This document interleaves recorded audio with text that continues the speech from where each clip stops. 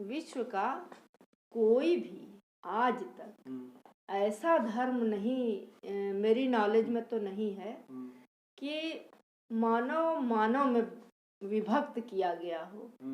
ये शायद मतलब वो भी ऊपर और नीचे की कैटेगरी में। हाँ, मतलब कि अमीर गरीब तो एक दूसरी प्रजाति हाँ, अपने से हो नहीं जाता है, अमीर वो तो देखिए, स्वयं बाइफर अमीर गरीब जो है हाँ, वो तो लगभग हर धर्म, हर ग्रुप, हर वर्ग, हर जगह है। वो अपने से हो जाता है। हाँ, वो वो तो तो भाई सिर्फ हाँ, आपके कोई कम स्ट्रगल कर आपकी रहा हाँ है, हाँ, किसी की स्ट्रगल क्षमता कम है, किसी की हाँ ज्यादा है, वो तो उस पर तो डिपेंड है। मगर ये पहली बार हाँ, मतलब जितने भारतीय समाज में हाँ है ना, भारतीय समाज में जो ये ब्राह्मण क्षत्रिय वैश्य शूद्र ये जो चतुर्वर्ण व्यवस्था है ये बहुत हानिकारक है। हाँ, और जिससे सबसे ज्यादा घाटा जो है ये बहुजनों को हुआ है। मैं तो कहूँगा कि क्षत्रिय, वैश्य और शूद्र तीनों को ही है, हाँ, तीनों अगर मैं को ही है। देखूं तो। हाँ, क्योंकि क्षत्रियों को भाई लेकिन जो सबसे ज्यादा तो शूद्रों को है, सबसे ज्यादा क्योंकि उनको इन तीनों की सेवा का वो अधिकार है दे दिया और गया उन्हें तो है। श्मशान के समान माना गया है हाँ, कि और वो शमशान के बराबर हैं। हाँ, उनके उनके लिए तो साथ आप कुछ भी कर कुछ भी सकते कर हो, सकते हैं। है ना। तो और ये कहा भी तो है उन्होंने कि ढोल गवार शूद्र पशु नारी ये सब ताड़ना के अधिकारी। तो ये तो मतलब बहुत ही एक, जिसको मैं कहूँगा बहुत शर्मनाक, निंदनीय हाँ, है। बहुत हाँ, निंदनीय, बहुत शर्मनाक, बहुत मतलब गिराने वाला निंदा किसी योग्य कथन हाँ, है। निंदा और योग्य है। इसकी मैंने देखा है बहुत से लोग इसको मतलब ताड़ना शब्द को तरह तरह से और परिभाषित करके इसीलिए जो उसको अच्छा बनाने का प्रयत्न इसीलिए करते हैं। यही कारण है कि जो बहुजन में थोड़े से बुद्धिजीवी लोग हुए, जैसे पेरियार हुए, ललई सिंह हुए, डॉक्टर अंबेडकर हुए, भीमराव अंबेडकर ने जब संविधान बनाया तो इसी से वो बहुत ग्रसित थे काफी, इसीलिए उन्होंने बहुजनों के लिए आरक्षण की व्यवस्था भी की। मगर क्योंकि समाज में ही पूरे समाज में ये मतलब धर्म का रूप दे दिया गया और धर्म एक अफीम की तरह काम करता है, ये तो आप जानते ही हैं। इसीलिए जो जिन लोगों ने बनाया या कहते हैं कि परमात्मा ने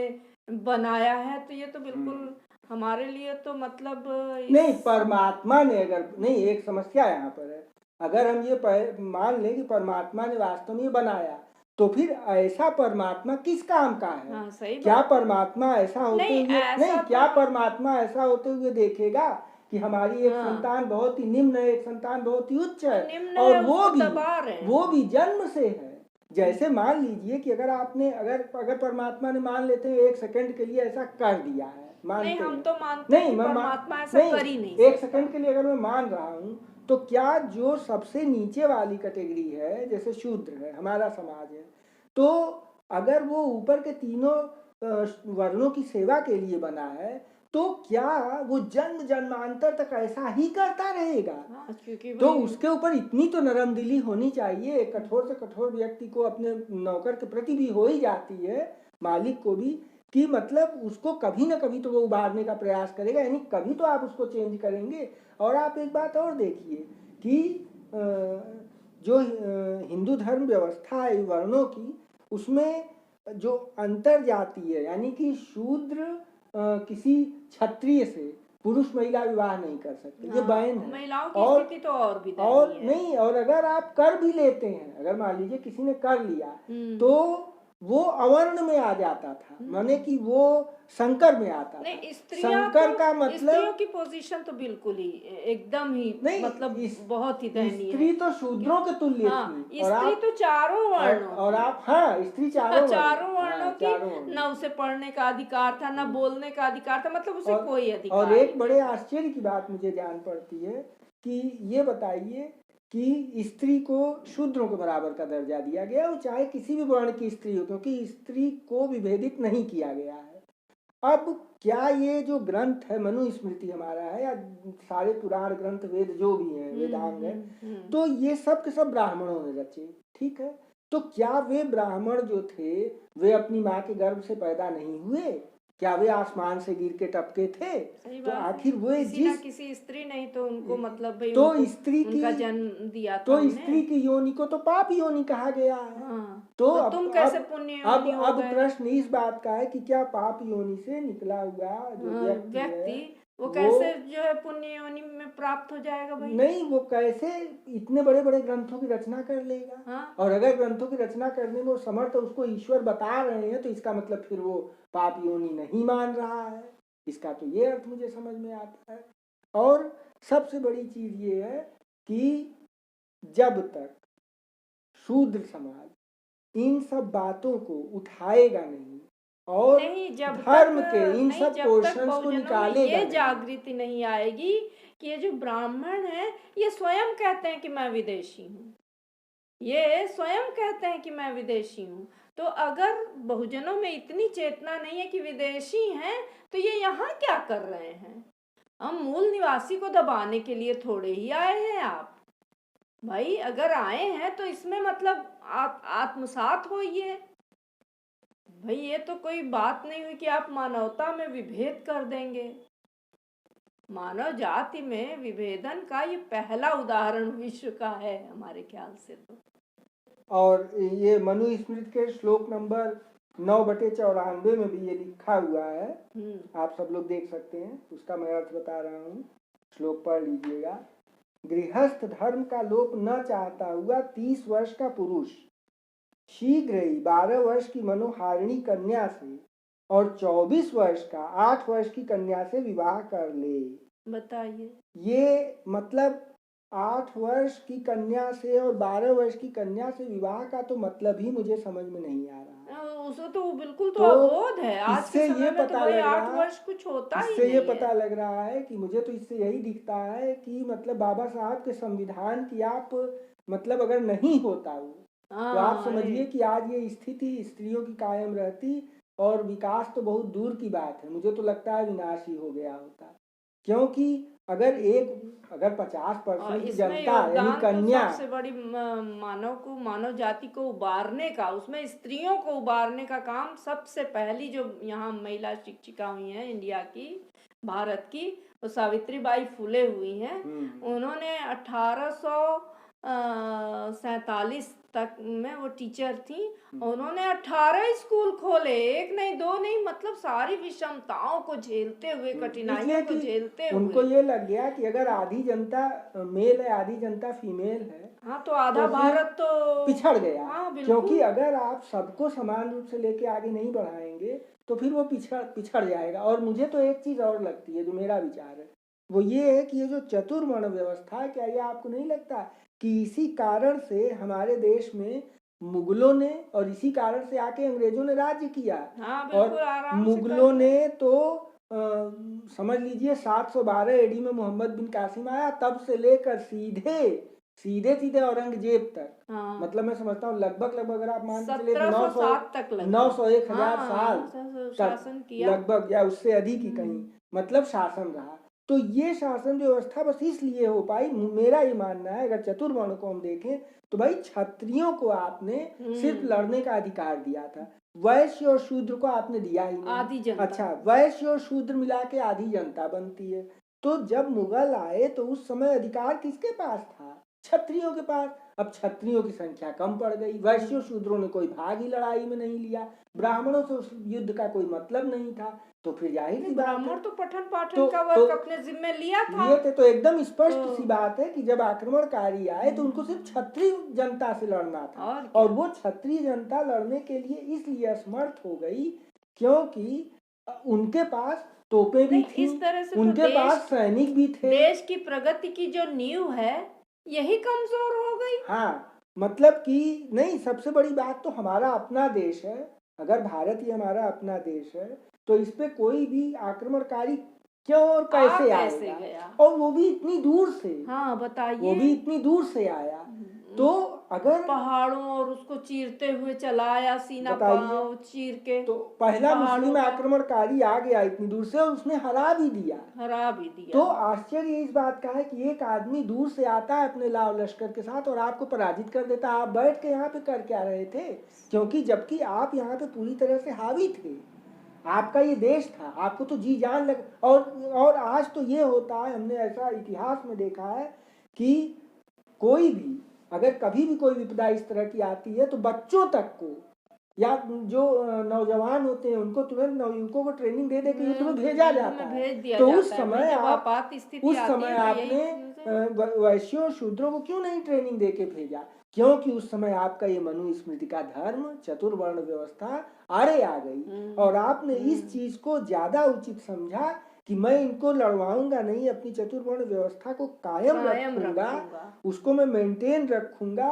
और आपको ये ज्यादा अच्छा लगा कि विदेशी आक्रमणकारी मेरे ऊपर आ जाए। और जब विदेशी आक्रमणकारी आए तो किया क्या गया? आपने क्या किया?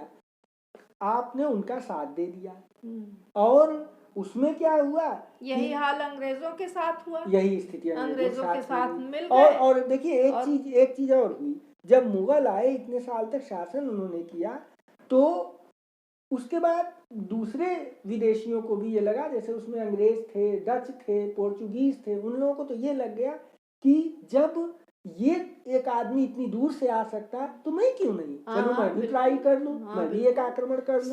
सभी को तो ओपन मतलब खुला तो उन्होंने बिल्कुल सेम मेथड से इंडिया को इन्वेट कर दिया। खुला आगमन मतलब मिल रहा है भाई, आपको खुला आमंत्रण मिल रहा है कि तो आओ। आखिर आप जो है अगर इस देश में थे तो वो अटैक, वो आक्रमण हुआ क्यों? और अगर उन्होंने कर भी दिया तो आपको वो हराने में नाकाम हो कैसे गए? और आप यहाँ पर क्या कर रहे थे? उसका मैं स्पष्टीकरण इस चतुर्वर्ण व्यवस्था के कारण देता हूँ कि उसमें सिर्फ क्षत्रिय, उसके मूल में वही सिर्फ क्षत्रिय को ही इन्वॉल्व करना था। और इस हिसाब से तो चतुर्वर्ण व्यवस्था को मतलब बुद्धिजीवी, जितने भी बुद्धिजीवी वर्ग हैं उन्हें इसे दिनों दिन उत्तरोत्तर इसका मतलब नाश करना चाहिए। और ये दरअसल एक प्रकार से मैं कहूँगा कि इसमें जातियों का विनाश होना चाहिए। मतलब सब जाति को इकट्ठा करके एक जाति बना देना चाहिए। की उन्नति तभी संभव है जबकि ये सारी चतुर्वर्ण व्यवस्था को दरकिनार करते हुए मानव जाति का उत्थान होना चाहिए। यद्यपि बहुत से लोग मुझसे मिले हैं तो वो ये कहते हैं, मैंने अभी इधर भी देखा ऐसा कुछ ट्रेंड, कि लोग कहते हैं कि हिंदू जन्म से वर्ण जो व्यवस्था है वो जन्म के आधार पर नहीं, कर्म के आधार पर होती है। नहीं, मगर मनुस्मृति में तो यही दिया है कि अगर ये मान भी ले तो मैंने तो आज तक कभी नहीं देखा कि कोई शूद्र की 7 पीढ़ी भी ब्राह्मण में हो गई, या क्षत्रिय हो गई, या क्षत्रिय की ब्राह्मण हो गई, या वैश्य की क्षत्रिय हो जाए। अप्रतिम उदाहरण तो बाबा भीमराव अम्बेडकर का ही है। तो वो इतने पढ़े लिखे थे, उनके पास 32 डिग्रियां थी, तो वो ब्राह्मण धर्म में क्यों नहीं आ गए? आप अगर नहीं, आप कोई भी अपना प्रतिमान बना लो, आप कोई व्यथित हो के नहीं, उनको व्यथित हो के बौद्ध धर्म क्यों स्वीकार करना पड़ा? नहीं, वो मतलब ये कहा गया है कि जो शास्त्रों का जानकार होगा। तो मैं कहता हूँ कि आपने तो शूद्रों को पढ़ने से ही रोक लगा दिया। तो जब पढ़ने पर ही रोक लग गई, न पठन कर सकते हैं न पाठन कर सकते हैं, तो जब आपने यहाँ तक कि सुन भी नहीं सकते, क्योंकि सुन के लेगा उसके कान में शीशा पिघला देंगे, डाल दिया जाएगा। जो वेद का मंत्रोच्चारण कर देगा उसको बीच से चीर देंगे। ये सब व्यवस्था तो अगर ऐसी व्यवस्थाएं हैं तो उसमें तो ऐसा फील हो रहा है कि बहुजनों के लिए ये इस समय एकजुट होने का है। और अगर आप धर्म को नहीं छोड़ सकते, अगर आपको इस धर्म को मानना है, तो फिर धर्म के इन सब जो जहाँ पर भी विभेद हैं, इस तरह के मतलब प्रत्यक्ष विभेद हैं जो कि समाज को बांटते हैं, उन आप अध्यायों को, उन श्लोकों को हटाइए। उनको वो नहीं हो पाएगा, वो होना बहुत मुश्किल और या तो फिर मगर किसी भी देश की प्रगति के लिए नींव में ये चीज हटनी चाहिए। हाँ, ये तभी मतलब मजबूत नींव पड़ेगी इंडिया की, और बहुजनों को ये चेतना पड़ेगा। बाकी ब्राह्मण क्षत्रिय क्यों चेतेंगे भाई? उन्हें सब कुछ मिला हुआ है ना। नहीं, चेतना तो सबको पड़ेगा, इसलिए कि क्षत्रियों के पास भी ब्राह्मणों के अधिकार नहीं है। हाँ। वैश्यों के पास क्षत्रियों और ब्राह्मणों के अधिकार नहीं है, शूद्रों के पास कोई अधिकार ही नहीं है, स्त्रियों के पास भी कोई अधिकार नहीं है। तो अब समस्या तो इस अच्छा बात ये की बताइए, है। जिस देश की स्त्रियों को, आधी जनसंख्या को ही कोई अधिकार नहीं है, और जो कि बच्चे को पालती है पोसती है वही आगे बढ़ाती है ना शिक्षा देके, वही तो आगे शिक्षित होके, तो जब उसके पास कोई अधिकार ही नहीं है तो वो क्या पढ़ाएगी लिखाएगी, तो कैसे देश मजबूत होगा।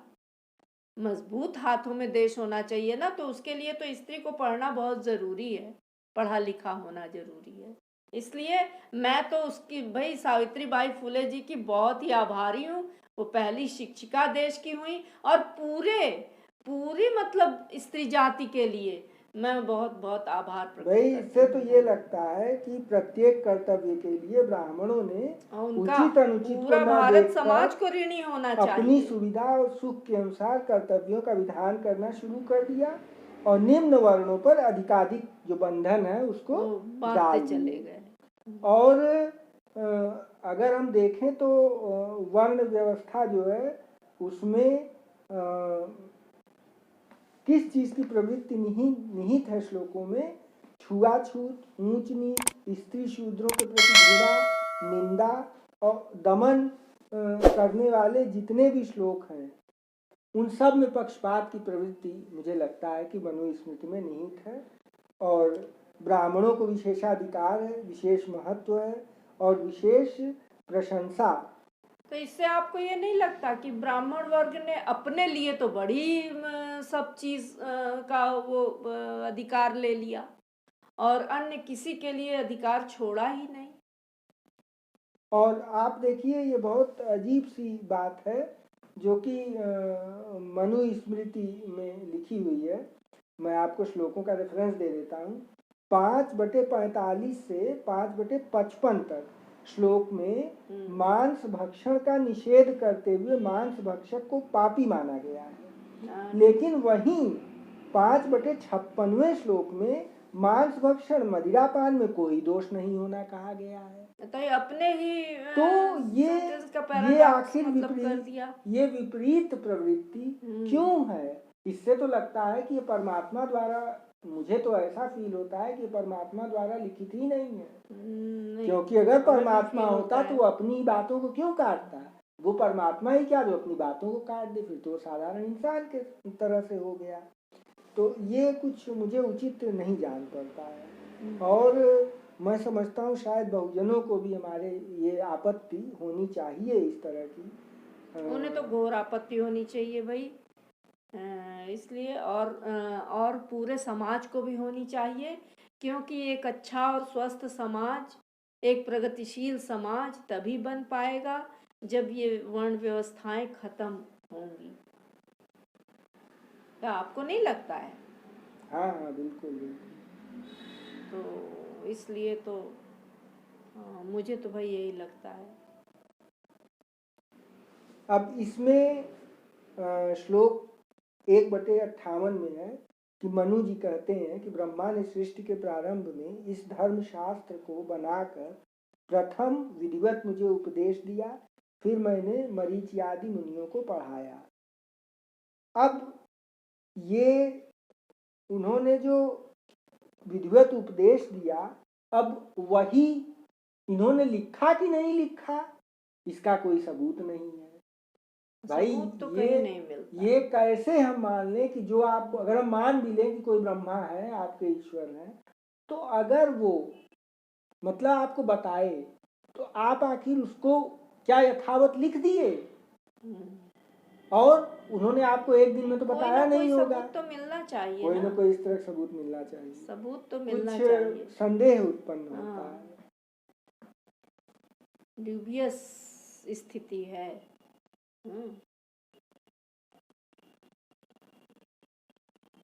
और 12/126 मनुस्मृति के श्लोक में है कि इस भृगु प्रोक्त धर्मशास्त्र को जो द्विज पढ़ता है वह सदाचारी बनता है और इच्छा अनुसार गति को प्राप्त करता है।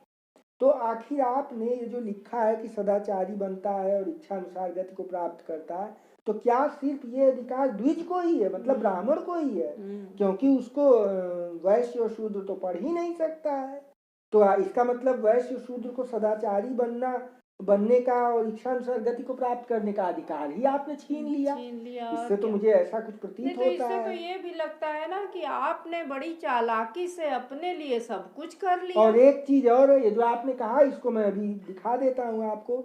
श्लोक नंबर मनुस्मृति में श्लोक नंबर 1/35 से 45 में लिखा है कि मनुस्मृति में स्वयं मनु की प्रशंसा करने वाले या उल्लेख करने वाले श्लोक इन्हीं श्लोकों के अंतर्गत आते हैं जो मैंने अभी आपको बताया। तो मनु के द्वारा समस्त स्थावर जंगम जगत की उत्पत्ति करने वाले श्लोकों के मूल में मनु के शिष्यों या पक्षधरों द्वारा उन्हें अलौकिक पुरुष सिद्ध करने की प्रवृत्ति भी दिखाई पड़ती है। तो मैं ये कह रहा हूँ कि इसका मतलब आपने खुद लिखा, स्वयं लिखा, तो आपने उसमें अपनी प्रशंसा के पाठ गढ़ लिए। वही बात है तो ना। अगर हमें कोई बता रहा है, हमें परमात्मा बता रहा है, तो परमात्मा की प्रशंसा होनी चाहिए, न कि जो लिख रहा है उसकी प्रशंसा होनी चाहिए।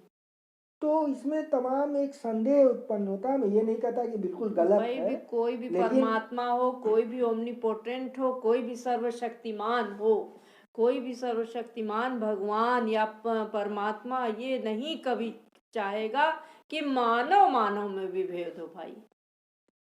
ऐसा आज तक कोई धर्म, ना तो मुस्लिम धर्म, ना क्रिश्चियन धर्म, ना सिख, ना बौद्ध, न जैन, किसी मतलब पूरे विश्व के किसी भी हाँ, धर्म में, किसी भी धर्म न में, यहाँ तक जुरथुस्त, कि इस्लाम धर्म में न भी ऐसा पारसी, नहीं है। कहीं भी नहीं है कहीं ये। भी नहीं, मतलब हाँ?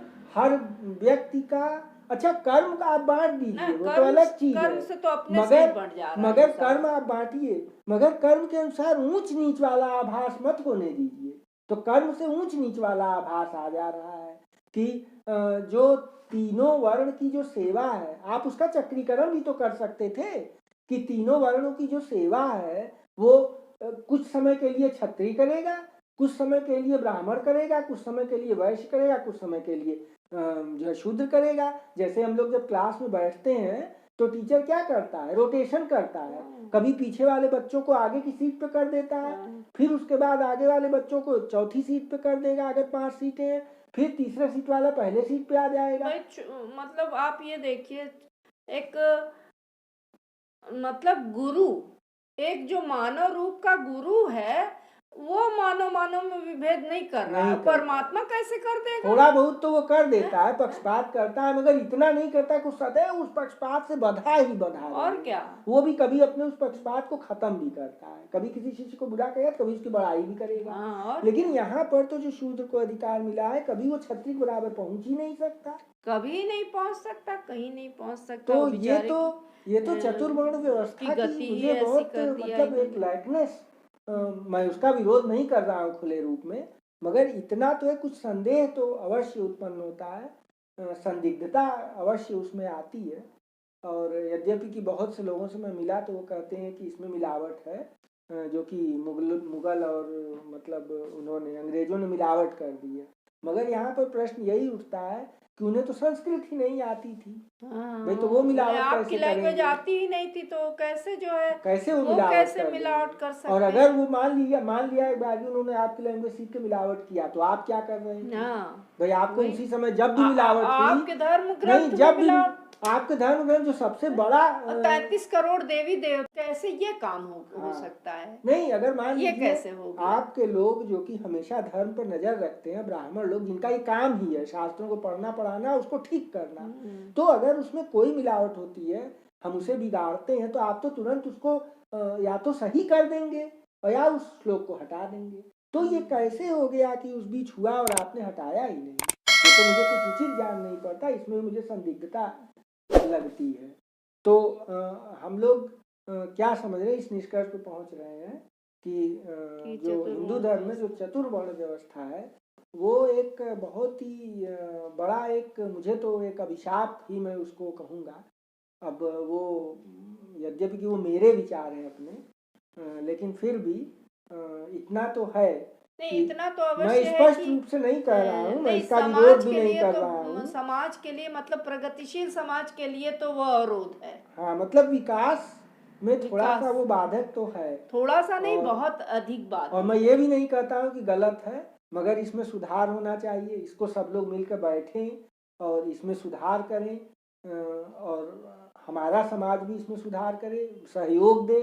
लेकिन हाँ, जो संदिग्धताएं हैं वो तो अपनी जगह है, वो सब और अपनी जगह। बहुजन को अधिकार मिलना ही हाँ, चाहिए। बहुजनों को मतलब उनकी अधिकार प्रगति जो के है लिए बहुत वो आवश्यक है। मिलना चाहिए। और बाबा साहब और ज्योतिबा फूले और पेरियार, इन लोगों ने बहुत कोशिश किया सब कुछ करने की, और आज वो कोशिश हम लोगों जैसे लोगों द्वारा जारी रहनी चाहिए, हाँ, और अनवरत चलनी चाहिए। और अब हम लोग इसका उपसंहार करते हैं।